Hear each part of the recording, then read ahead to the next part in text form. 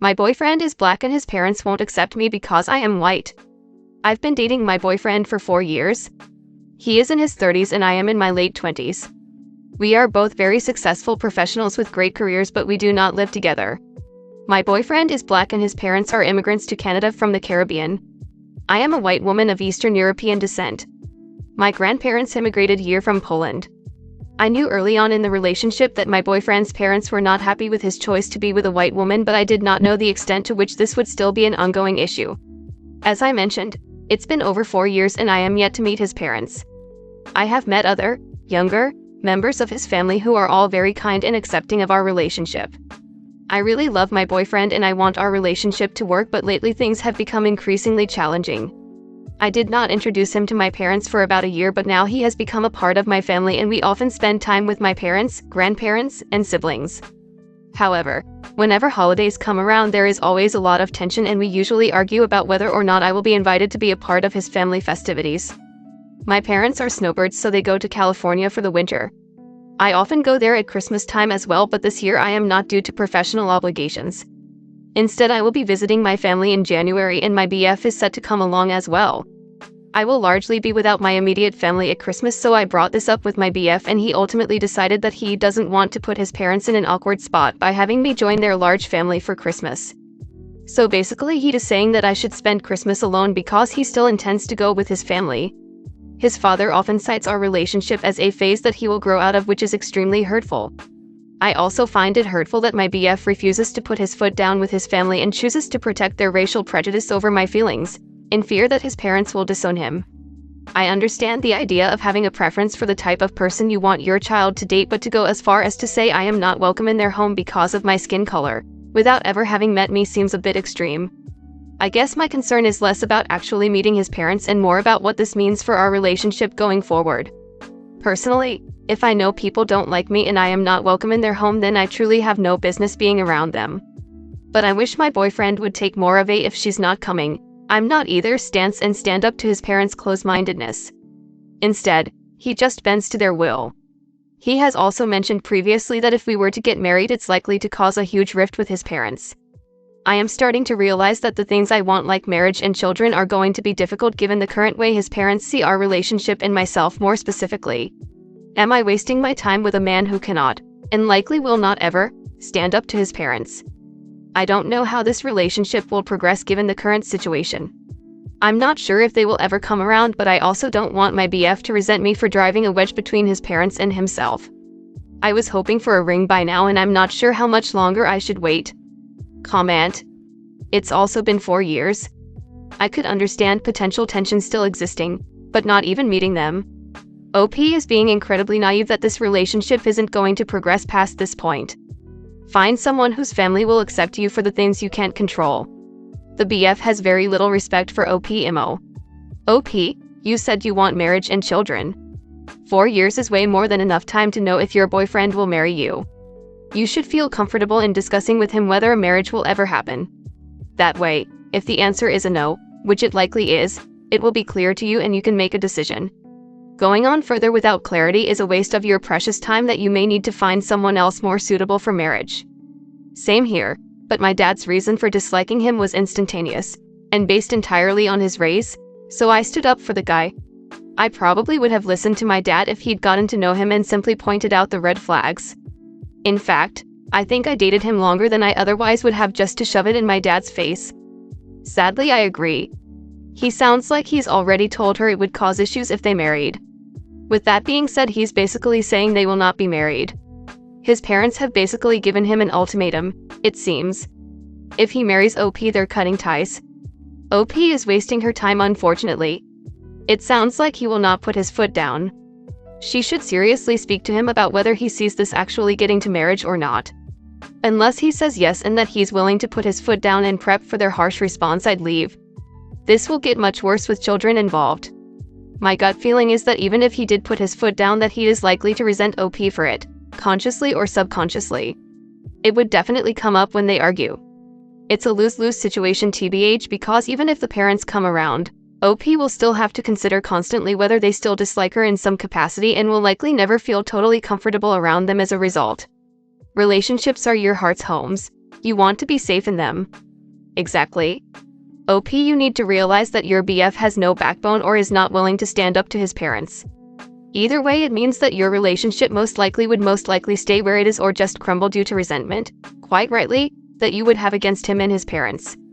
Personally, I would walk away because it's unlikely you would get the marriage and kids relationship you deserve.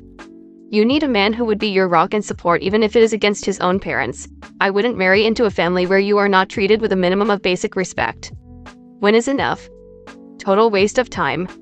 He won't even introduce you after 4 years. This saga will never end.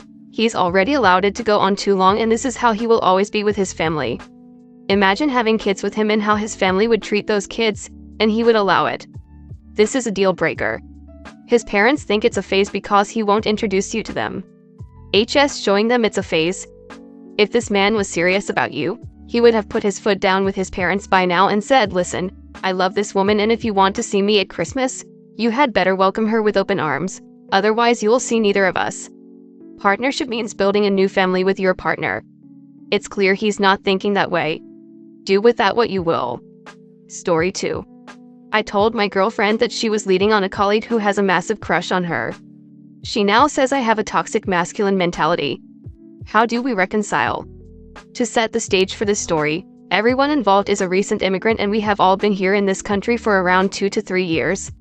We all have decent jobs and are pretty comfortable in life. My girlfriend and I have been dating for 6 months, best friends for a year, and been colleagues for 2 years. We haven't disclosed to anyone at work that we are seeing one another. My workplace doesn't have a policy about not dating coworkers, but we are just taking our time with this info. A few days ago, my girlfriend, the male colleague, let's call him Rob, and another female colleague, let's call her Allie, decided to go to a city famous for Christmas market. That city is a 5 hours drive away from our city. Allie has an on and off BF who lives in that town. So I could already see where this was headed. When they were booking their accommodation, my GF showed me the B&B she was booking. I asked her why she was leaning towards booking this 1-bedroom apartment instead of 2 hotel rooms that she usually would. She said all budget hotels are sold out and this is supposed to be a quick one-night trip, so they didn't want to spend a lot. I asked her if Allie would spend time with her BF and was told that she doesn't intend to meet him. Fast forward to the travel day. Allie tells her BF they were on their way to his town. I 100% expected this to be the case. The BF decides to meet them for lunch and dinner and then asks Allie to spend the night over at his place with him.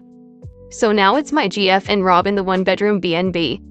The original plan was for my GF and Allie to share the room and for Rob to sleep outside on the couch.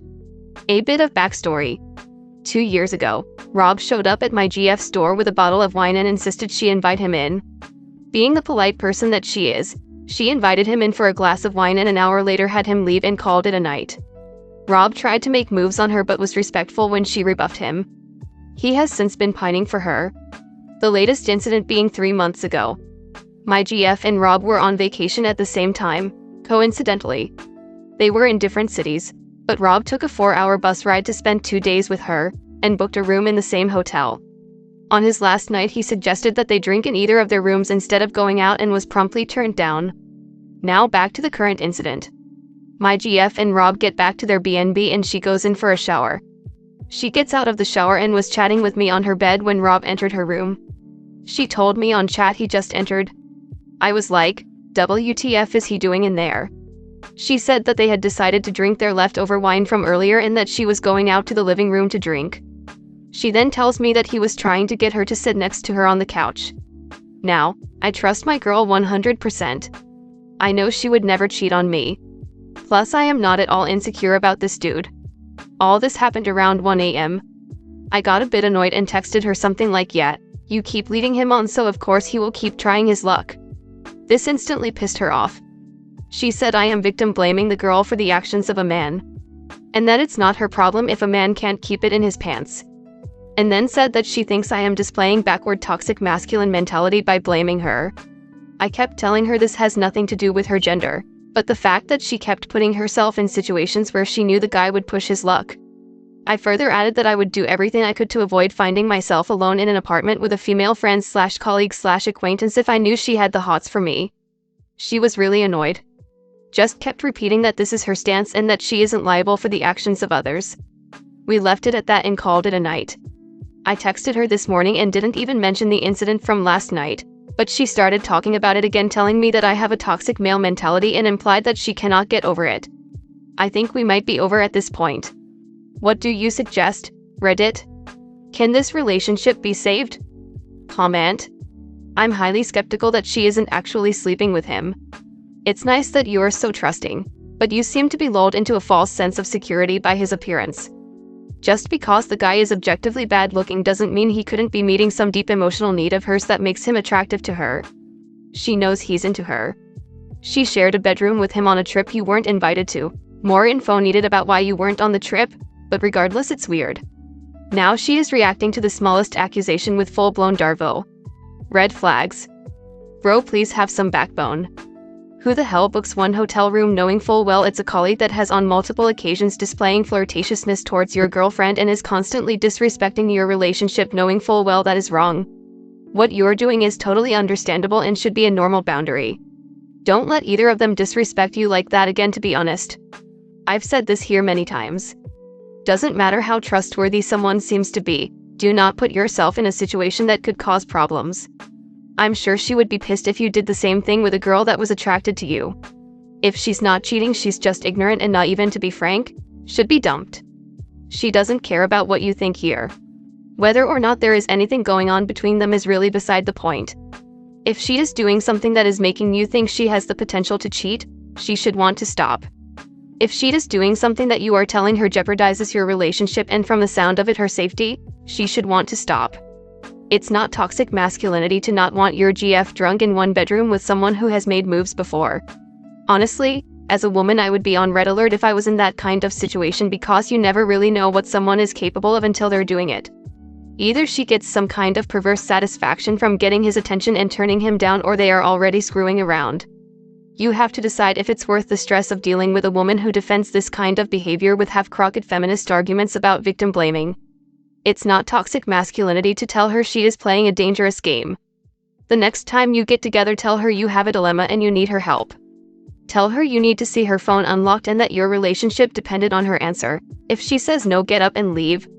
Go NC and block her from everything. If she tries to stop you, just repeat the question.